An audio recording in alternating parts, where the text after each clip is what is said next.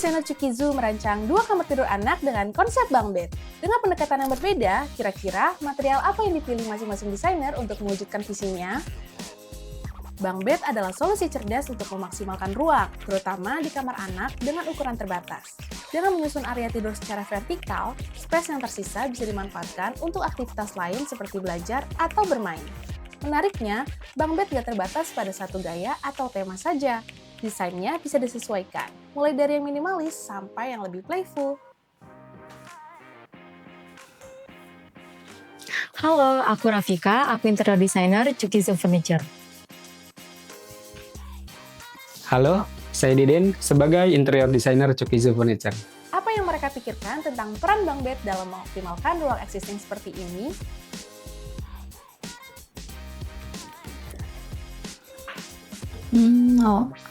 Existingnya seperti ini. Oke. Wah, kalau dilihat dari existing, ini yang aku dapat lumayan tricky ya. Karena kalau dilihat ruangannya itu cukup sempit dan juga pencahayaannya agak kurang. Jadi overall ruangan ini terasa agak gelap. Nah, makanya menurut aku kenapa bunk bed ini cocok buat kondisi ruangan seperti ini. Karena di ruang yang terbatas, kita nggak punya banyak pilihan layout. Nah, dengan bunk bed ini, area tidur tetap aman, namun space di bawahnya masih bisa dipakai untuk aktivitas lainnya. Jadi, untuk fungsinya tetap bisa dimaksimalkan tanpa terasa penuh.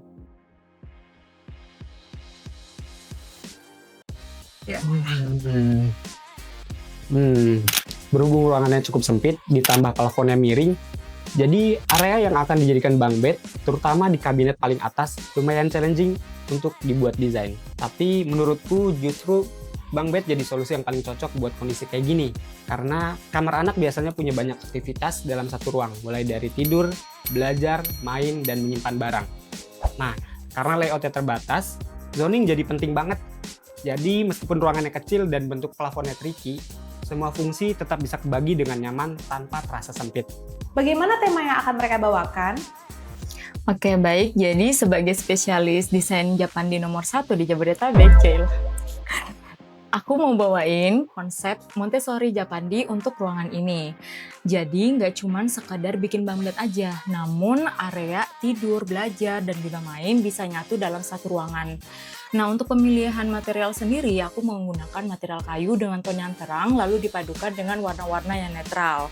Supaya ambience-nya itu terasa lebih lembut, hangat, dan juga nggak bikin visual anak itu terlalu ramai. Nah, lalu untuk biar makin aman dan child friendly, sudut-sudut itu dibikin rounded, jadi menghindari sudut-sudut yang tajam agar lebih aman. Intinya, aku pengen ruangan ini tuh nggak cuma estetik, namun bisa aman, nyaman, dan juga bisa mendukung tumbuh kembang anak setiap harinya. Untuk bunk bed ini, aku mau bawain konsep modern tech estetik. Jadi kamar ini bakal terasa kayak markas futuristik buat anak yang suka dunia tech dan gaming.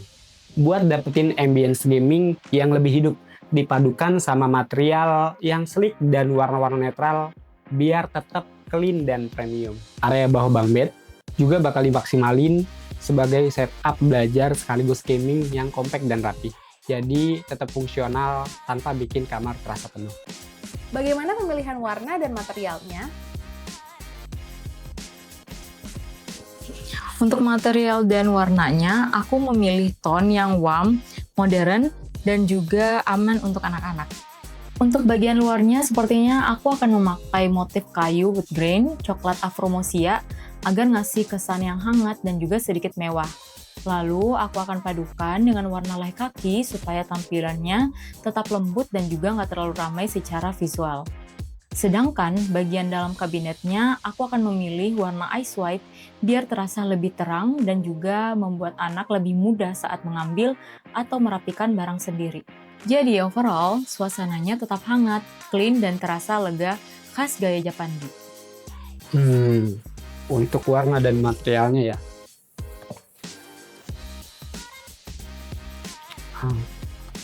Untuk warna dan materialnya, aku pilih kombinasi yang bisa bikin vibes tech estetiknya dapet, tapi tetap nyaman untuk anak. Bagian luar pakai warna grafit dan sisal, dipadukan sama motif kayu delicate walnut. Warna gelapnya kasih kesan futuristik, sementara unsur kayunya bikin suasana tetap hangat dan nyaman.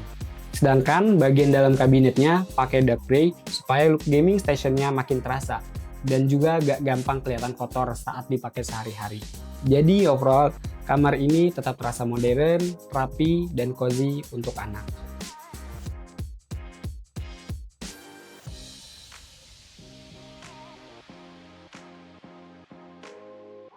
Bagaimana pemilihan fitur dan tata letak kabinetnya?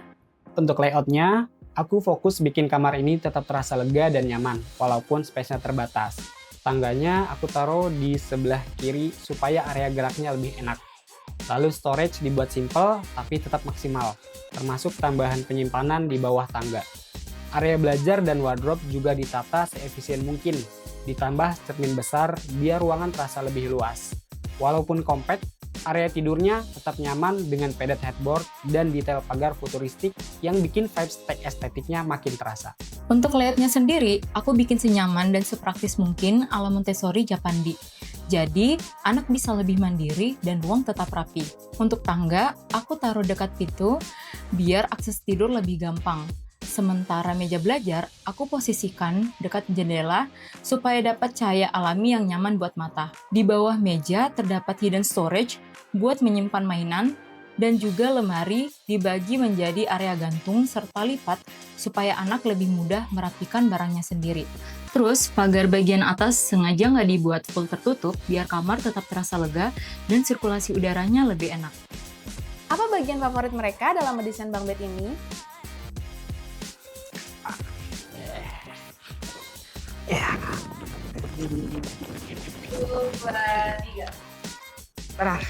Wow. Bunk bed sama bunk bed. Keren. Berarti ini lebih ke gaming ya, Kak? Betul. Nah, di sini kan aku lihat ada LED, di sini juga ada LED. Itu alasannya kenapa? Nah, ini kebetulan bagian favoritku nih. Mm-mm. Nah, jadi nggak cuman area tangga yang aku desain, ada juga area kerjanya. Di sini aku exploring untuk lightingnya supaya dapat kesan futuristiknya. Jadi nggak cuma fungsional, tapi di sini punya karakter yang beda dan lebih stand out. Nah, ini kan sama-sama bunk bed ya. Iya, betul. Area bawah bunk bed kamu, kalau aku lihat lebih compact kan ya. Nah, itu kalau boleh tahu gimana tuh? Nah, justru kalau Kak Deden itu lebih ke pencahayaan area favoritnya. Kalau aku area favoritnya itu di bawah bunk bed. Jadi ya area bawah bunk bed ini dibikin compact, nggak dibikin kosong. Jadi terdapat beberapa aktivitas, ada belajar dan juga bermain. Dan juga di sini ada storage yang untuk menyimpan barang-barang personal anak-anak. Jadi meskipun ruangnya yang terbatas, jadi kita masih bisa fungsikan ke beberapa aktivitas tertentu seperti itu. Oh gitu, bener-bener compact ya ternyata ya. Iya betul. From designer tips and insight. Ini nih, ukuran ruangan itu sangat berpengaruh ke ergonomi bunk bed.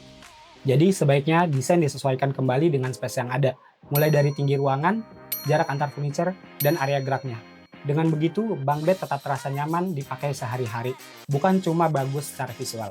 Nah, kalau dari saya, untuk mendesain bunk bed untuk anak-anak, biasanya menghindari sudut-sudut yang tajam dan membuat sudut-sudut itu lebih rounded, jadi sudut rounded.